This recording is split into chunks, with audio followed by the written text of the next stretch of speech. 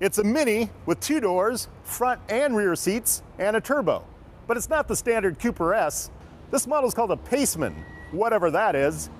Let's motor in the 2013 Mini Cooper S Paceman.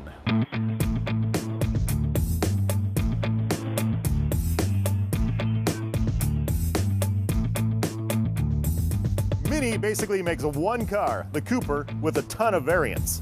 This Paceman is the latest in the lineup, joining the standard Cooper, the convertible, the Clubman, the Countryman, the Coupe, and the Roadster. All of these cars can be had with the turbocharged S engine. This Paceman is the top of the line. It's got the turbocharged engine, so it's a Cooper S. It's also got Mini's new all-wheel drive system. Now, even though it's a 2-door with front and rear seats, same as the standard Cooper, it's got a very different design. We get this slanted back roof here, which I guess is kind of modern, looking a little different. Maybe they wanted to change it up, but it's also a lot bigger than the standard Cooper. It's a full 4 inches wider, it's 4.5 inches taller, it's also 1 3 inches longer than the standard Cooper. But the seating arrangement is different, so let's take a look inside and check that out. I'm not crazy about the rear seat arrangement here. Mini puts 2 buckets instead of a bench. That means you can definitely only fit 2 passengers back here. Between these 2 buckets, you get this railing. This is something that Mini started putting into the Countryman, and they put it in this car as well. The idea behind this railing is you can get accessories like cup holders or cell phone holders or something to snap into place. It's kind of a goofy idea, but you can also fold these rear seats down, maximize your cargo area, so that gives you a little more utility. Now in the Paceman here, we've got the technology package with navigation. So that puts a screen, an LCD, in the middle of this big round speedometer. That's a Mini signature. And we have this nice sort of elliptical menu here. You control everything from this little dial down here. There's a button to get to the main menu. We've got navigation here. And the maps, I'm not crazy about the look of these maps. They've got these weird sort of green lines for the streets that make them look a little, I don't know, odd. And then we've got our media sources. And here we've got Bluetooth streaming audio and also this iPod connector down here. Now this is the bad thing. It still uses this Y cable down here. So you have an auxiliary cable plugged into the auxiliary port ending in a 30-pin connector. So that's an old style iPod hookup. But we also have this adapter here. I put in this adapter for my iPhone 5 so I can hook that up. It's not the best setup, but that's the only way to work it. But the most unique part of this technology package is the Mini Connected feature. So I've got this Mini Connected app on my phone, and that means I can access this part of the menu, this little blue globe thing, Mini Connected, and those are all the connected features. And there are a ton of them in this car. For example, we've got Google Search. That's, of course, the most useful for navigation. I can just punch that up, do a search for just about anything, and it'll find all the local businesses that correspond to that search. It's also got Facebook integration and Twitter. So with Facebook, they show your feed on the screen. It's not too distracting because they don't give you a lot to read. They only have the first little bit of text from each update. And this thing actually can read the updates out to you. I don't know if you want to sit here listening to your car read these various different updates. But what you really use Facebook for is you can actually post some templated updates to your own status. Web radio is actually a really cool feature here. So this gives you radio stations from around the world that are broadcasting on the internet. You can even choose Antarctica, see what stations they have going on there. Well, there's one called A-Net station playing folk radio. I guess that's probably one of the Antarctic bases down there. Mini Connected has a few other features that are useful that actually interact with the way you're driving the car. But the one that I've found recently that is really interesting is called Driving Excitement. So the main screen is called the Excitement Analyzer, and that has a couple of different gauges here that show your acceleration, your steering, and you actually earn points depending on how well you do each driving task.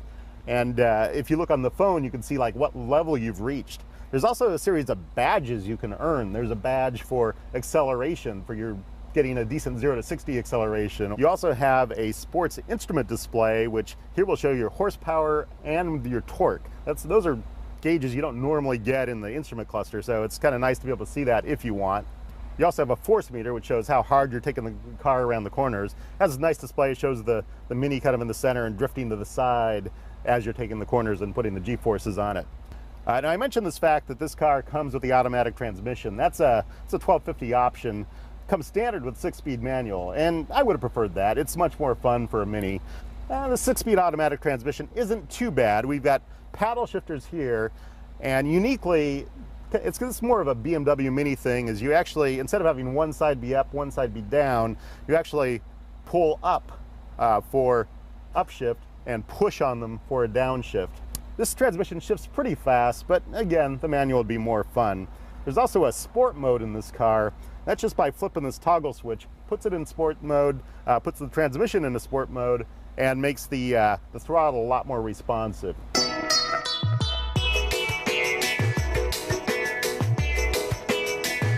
Under the hood here, we've got this 1.6 liter 4-cylinder engine. That's pretty much the same engine that all the Coopers have, but because this is the Cooper S, it's also got direct injection fuel delivery and a turbo. That brings the power up to 181 horsepower, 177 pound-feet of torque. Those are pretty decent numbers for this relatively small car. It's also an economical engine. Now, interestingly enough, this is pretty much the same type of engine I looked at in the Nissan Juke Nismo last week. So let's take this guy on the road and see what it can do. So Mini Coopers, when they first came out under BMW, they were really noted for their go-kart style handling. This car, I don't know, it's bigger, I think it's heavier. There's still a good responsive steering rack here, but it just doesn't have that. I wouldn't call this go-kart handling at all. It doesn't have that same feel. It's pretty quick, you can have fun with it, but I think the the standard Mini hatchback is a little better that way. I also note that this is the Cooper S, so we get 181 horsepower. I think that's necessary. I would never get a Mini without the S behind the Cooper, because you just don't get much power with the basic engine. With the turbo and direct injection, you get much more efficiency and power. It's worth it. But one thing that really, I don't know, suffers somewhat in this car from the fact that it comes with a Sport Tune suspension standard, and it's got fairly low profile tires. The ride quality is it's a little rough. I mean, that's supposed to aid the handling. It's supposed to keep it a little more stable in the corners, but you can really feel a lot of the road.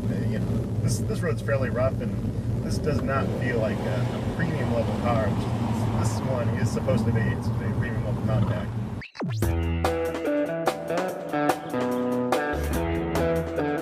Now, the base Cooper Paceman goes for $23,900 delivered. This model, the Cooper S with the all-wheel drive, is $29,200.